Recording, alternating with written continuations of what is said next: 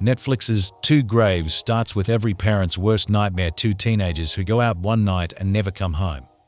Veronica Marin and Marta Salazar disappear without a trace, and despite the police doing everything they can, their killer remains a mystery. 2 years drag by with absolutely no progress.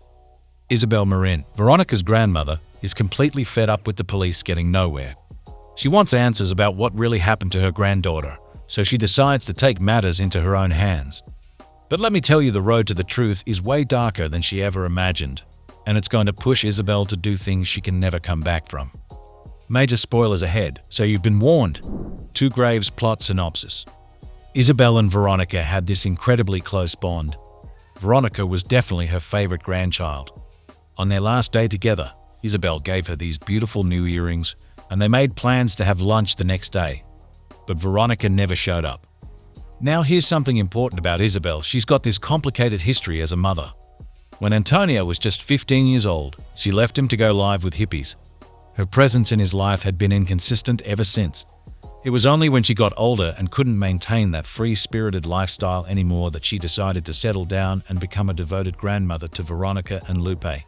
So there's this painful irony: she wasn't there for her son, but she became completely devoted to her granddaughters.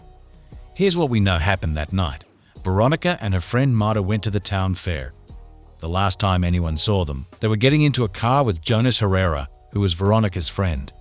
Jonas tells everyone that he dropped the girls off at some location where they said they were going to meet an unnamed friend.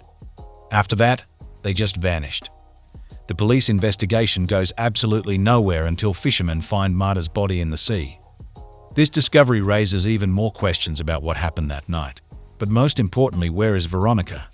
Isabel's investigation begins. Fast forward 2 years. Isabel becomes completely obsessed with solving this case herself, but she has no idea where to even start. Then something interesting happens. Her piano student, Beltran, notices Isabel wearing those same earrings she gave Veronica and comments that Veronica had identical ones. Now, this is fascinating because Isabel knows for certain that Veronica was wearing those earrings when she got into Jonas's car. So Isabel traps Beltran and interrogates him. Under pressure, he confesses that the girls went to this secret party where talking drugs, alcohol, and wealthy people paying for sex. But here's the thing: he has no clue what actually happened to them. This is huge progress, but then Beltran starts saying absolutely terrible things about Veronica. Isabel gets so enraged that she kills him on the spot. This violent act leads her to Rafael Salazar, Marta's father, who's also desperately searching for answers. Isabel and Rafael form this unlikely partnership. Both of them are willing to do absolutely anything, including murder, to find out what happened to their girls that night. Meanwhile, back at home, things are falling apart. Veronica's younger sister Lupe is spiraling into depression and even attempts suicide. That's when her father Antonio finally drops a massive bombshell. Who killed Marta? The truth about that night. Here's where everything changes. The original mystery was about who killed both Veronica and Marta, but at the end of episode 2, Antonio reveals something shocking: Veronica didn't die that night. She's still alive. So now the question becomes, who killed Marta? It turns out Beltran was telling the truth about the party. The girls did go that night, but their experiences were completely different. Veronica was a regular at these parties and knew how to handle herself. For Marta, this was her first time. She didn't need the money. She went to the party because she desperately wanted to escape her suffocating home life with her controlling father. She thought she'd have some fun and go back home. But instead, she got drugged up and became easy prey for predators like Carlos Yin, this famous TV presenter. When Veronica went to get water for Marta, Carlos spotted Marta alone and completely confused from the drugs, and he raped her. By the time Veronica found her friend, the assault had already happened, and Marta was absolutely shattered to her core. Marta was devastated, disgusted, and felt completely violated. She was determined to go to the police and get justice for herself.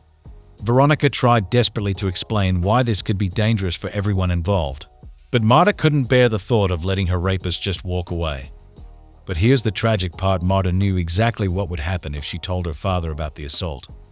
Rafael would definitely kill Carlos, even if it meant Marta would never be allowed to leave the threshold of their house again. The thought of being imprisoned in her own home forever made Marta want to end her own life. She picked up a broken bottle and was about to slash her wrists when Veronica tried to stop her. In the struggle, the bottle cut Veronica's neck. Veronica got angry about being hurt and pushed Marta away. Marta hit her head on a bench and died instantly. The cover-up? Veronica was absolutely shocked by what she'd done. She went straight home and told her father everything. Normally, Antonio would have let her go to the police, but this wasn't a normal situation. Everyone in town knew that Rafael Salazar was a dangerous criminal. He would never forgive Veronica for Marta's death, and even if the legal system worked perfectly, Rafael would find a way to kill Veronica with his own hands. Terrified for his daughter's life, Antonio helped Veronica dispose of Marta's body in the sea and sent her to Morocco to hide. He told her this was temporary, but deep down, he knew his daughter could never come home as long as Rafael was alive. Do Rafael and Isabel die? When Antonio helped Veronica disappear, he didn't tell a soul about it, especially not his mother Isabel. Think about it, the grief of losing Veronica had to look and feel completely real, so he kept this massive secret while secretly saving up money. His long-term plan was that one day, he and Lupe could fly to Brazil and be reunited with Veronica. But here's the painful part: Isabel wasn't included in this plan at all, and there's a heartbreaking reason why. She really hadn't been there for Antonio when he needed her most. When he was just 15, she abandoned him to go live with hippies, and since then, her presence in his life had been completely inconsistent. It was only when she grew old and could no longer sustain that wild lifestyle she had in her youth that she decided to settle down and become a grandmother to Veronica and Lupe. So even though Isabel was around now and seemed devoted to her granddaughters, Antonio could never trust her with a secret this enormous. He was terrified that she would somehow ruin everything. And tragically, it turns out he was absolutely right. She did find a way to completely derail his carefully planned escape in her own obsessive way.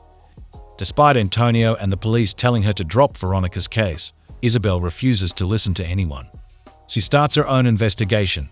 Eventually, Antonio comes clean about the truth, but by then it's way too late. Isabel has already teamed up with Rafael, and they've found a crucial witness who could lead them to answers. This witness is a girl named Jamila who was at the party that night and left town right after Veronica and Marta disappeared. Rafael tracks her down, but Isabel realizes that Jamila will lead him straight to Veronica. So she slows Rafael down by having him arrested for kidnapping Carlos Yin. While Rafael is stuck at the police station, Isabel finds Jamila and almost kills her until she discovers that Jamila is actually living with Veronica. Love in hiding. Here's what happened. Veronica felt incredibly lonely in Morocco without her family. That's when she reconnected with Jamila. They fell in love, and Veronica decided to move to San Jose to be with her. She didn't tell her father where she was, but she did keep him updated that she was safe. Seeing Veronica again puts everything into perspective for Isabel. She realizes her granddaughter will never truly be safe as long as Rafael is alive. Meanwhile, Rafael gets himself out of jail and heads to San Jose. He finds Jamila's address, but before he can get to her, Jamila escapes with both Veronica and Isabel to a friend's house. Isabel knows Rafael won't give up, so she meets with him and tells him she's found Jamila. They get in Isabel's car with Isabel behind the wheel, and as they're driving, she tells Rafael the complete truth. Just as expected, Rafael explodes with rage and demands to know where Veronica is. This moment confirms everyone's worst fears. No matter how you explain the situation to Rafael, he will never rest until he's avenged his daughter's death. Antonio was absolutely right to fake Veronica's death and get her out of town. But now Isabel sees the full picture of what her obsession has done. She ruined everything due to her inability to let go, and now her granddaughter's life is in immediate danger. The weight of her guilt crashes down on her. She realizes this is all her fault. The only way to correct her terrible mistake is to kill Rafael, and this might be her only opportunity to do it. So Isabel makes the ultimate sacrifice.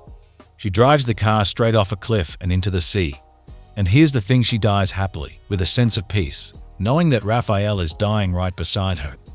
In her final moments, she knows that Veronica will finally be safe, and that gives her the redemption she desperately needed. What happens to the lovers? Remember, Jamila was actually there the night Veronica accidentally killed Marta. She saw Carlos Yin taking Marta away and tried to help her friend, who was clearly having a breakdown. But when Marta died, Jamila panicked and fled the scene. The next day, when she found out Veronica had also disappeared, Jamila thought Marta's father might have been involved. Fearing for her own life, she ran away to San Jose. Eventually, she got back in touch with Veronica, and for 2 years, the girls were living together happily until Isabel showed up. When Isabel arrives, she brings Rafael's shadow with her. The grandmother knows that if Rafael finds Jamila, it's game over for Veronica too, so she makes the heartbreaking decision to separate them. She takes Jamila to a hostel in San Jose while telling Veronica to fly back to Morocco, where she'd been staying with her father's friend. Given how dedicated Isabel was to protecting Veronica and how close she came to killing Jamila, it's entirely possible she was ready to sacrifice Jamila to save her granddaughter. But somewhere along the way, she tried to tell Rafael the truth, hoping he'd understand it was all just a tragic accident. Before either of them could reach Jamila, though, they were both dead. This leaves Jamila at the hostel while Veronica is heading to Morocco. But here's the silver lining: with both Rafael and Isabel dead, the danger has passed. They can finally be together again.